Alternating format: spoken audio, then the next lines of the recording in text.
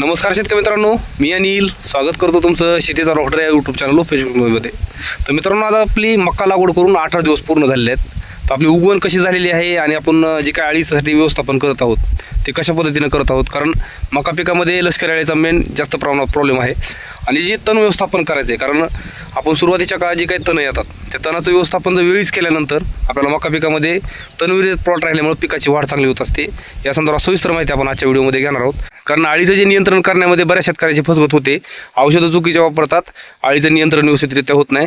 त्याच्यामुळे आपल्याला काळजीपूर्वकरित्या संगोपन करून अळीचं नियंत्रण व्यवस्थित ठेवल्यानंतर पिकाची वाढ पण जोमदार राहते. अतिरिक्त टॉनिक वगैरे फवारणी करण्याची आवश्यकता राहत नाही. तर तुम्ही बघू शकता मित्रांनो, उगवण किती चांगल्या प्रकारे झालेली आहे. आपण 6 इंचावर टोकन केलेली होती. नियमान आपल्याला 12 इंचावर टोकन पाहिजे होती, पण आपल्याला टोकन इंच जे आहे ते आपलं 6 इंचाचं असल्यामुळं 6 इंचावर सिंगल बियाची आपण टोकन करून घेतली. आता आपण काय करणार, एक साधारण 1.5 महिन्याचा प्लॉट झाल्यानंतर ह्याची विरळणी करून घेणार आहेत मित्रांनो. दोन्ही झाडाच्या मधलं एक झाड काढून घ्यायचं. काही प्रमाणात मित्रांनो अळीचा प्रादुर्भाव लवकरच व्हायला चालू झाला, कारण लष्करी अळीचा जो नरपतंग असतो ना मित्रांनो, तो मादी किडीशी मिलन करून नंतर अंडी घातली जातात. आता ती अंडी कशा प्रकारे असतात, नरपतंग कसा असतो, मादी पतंग कसा असतो, या संदर्भात सविस्तर माहिती मी पुढे देत आहे. साधारण 14 दिवसाचा प्लॉट झाल्यानंतर मित्रांनो आपण प्लॉटमध्ये ज्यावेळेस चक्कर टाकली, आपल्याला पानावर थुंकी पडल्यासारखं दिसलं. तुम्ही पाहू शकता, हे लष्करी अळीचे अंडे आहेत मित्रांनो, जे की मादी पतंगानं घातलेले आहेत. मादी पतंग जर पाहायचा झाला, मादी पतंग पण वरच आहे मित्रांनो. अंडी घालून तो मादी पतंग मेलेला आहे. तर अंडी जी आहे ती थुंकीच्या स्वरूपामध्ये मक्यावर पडलेली असतात. तुम्ही कुठल्याही मक्यामध्ये फिरताना तुम्ही काळजीपूर्वकरित्या पाहायचं. थुंकीसारखं जर तुम्हाला दाट दिसलं तर त्या ठिकाणी तुम्ही काळजीपूर्वक निरीक्षण करून पहा, त्यामध्ये तुम्हाला अंडी दिसतात. ते पान आपण ज्यावेळेस बाजूला काढलं, त्याच्यामध्ये अंड्याचं प्रमाण खूप जास्त प्रमाणात होतं मित्रांनो. फक्त हे उबलेली नव्हती, आहे अशी अंडी फक्त थुंकी टाकल्यासारखी पडलेली होती. आणि तिची जी मादी आहे, तुम्ही आता पाहू शकता समोर, तिची मादी अंडे घालून तिथंच वर ठिकाणी मेलेली आहे. आता तिचा जो ॲक्च्युअली जो फोटो तुम्हाला हे करायला गेलं त्याच्यामध्ये एवढं दिसणार नाही मित्रांनो, पण जो आपण गुगलवरनं फोटो लावून करून तुम्हाला टाकलेला तो पण तुम्ही स्क्रीनवर पाहू शकता. ही जी मादी आहे मित्रांनो, एवढ्यात जास्त प्रमाणात अंडे घालते. तुम्ही बघू शकता अंड्याचं प्रमाण किती जास्त. एवढ्यात आता आळ्या परून वेगवेगळ्या जे ताट आहेत आपले त्याच्यावर पसरून हे मक्याचं नुकसान करायला चालू करणार असते.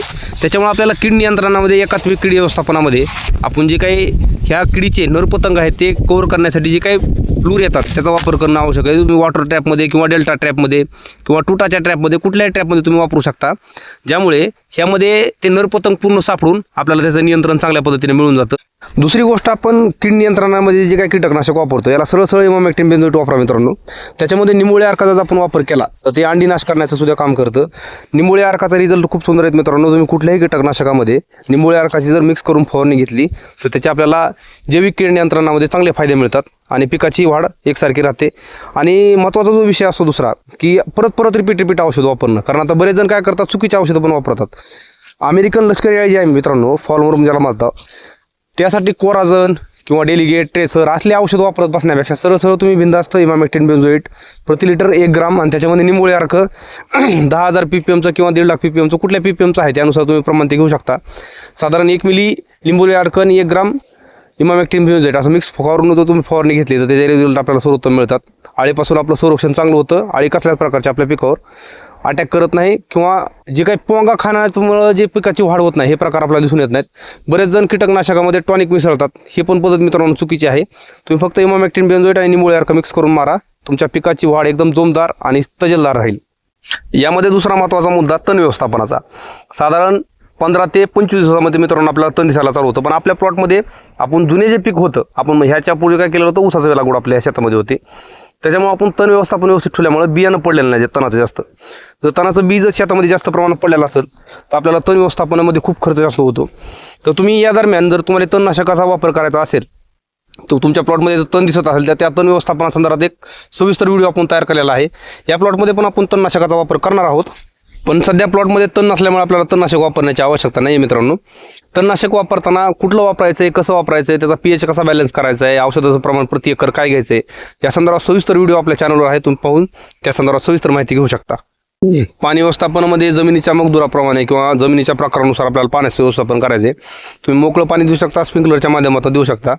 आपण मोकळं पाणी मित्रांनो देतोय जेणेकरून पाण्याची भूक पण त्याची व्यवस्थित भागली पाहिजे आणि जे काही उन्हामुळे त्याच्यावर नैसर्गिक ताण येत आहे तो पण ताण कमी यायला पाहिजे.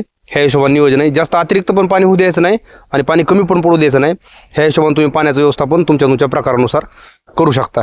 दुसरा महत्त्वाचा विषय आपण जे म्हणलो होतं, आता मकाच्या लागवडीच्या बाजूला आपण जे तीळ व्यवस्थापन असं केलं होतं, कारण ज्यामुळे आपण डुक्कर जे काही पिकाला आपल्या मुख्य पिकाला त्रास देतं त्यापासून आपलं पिकाचं संरक्षण व्हावं, त्यामुळे आपण तिळाची फेकणी शेताच्या कडेने केलेली होती.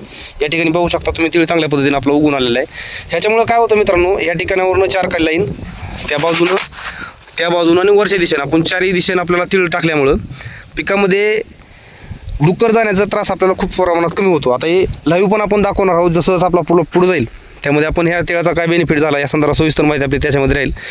एक मुख्य कारण म्हणजे तिळाला काय असतो मित्रांनो, वास असतो आणि बारीक बारीक केस असतात, त्याच्यामुळे डुक्कर आतमध्ये शिरत नाही, ते बाहेरच्या बाहेरच निघून जातं, म्हणजे आपल्याला मुख्य पिकाला त्रास होत नाही. आपण झटका मशीन आवश्यकता पडल्यानंतर लावणार पण आहोत सोलरवरली, जेणेकरून आपल्या पिकामध्ये डुकराचा कुठल्याही पद्धतीचा त्रास व्हायला नको.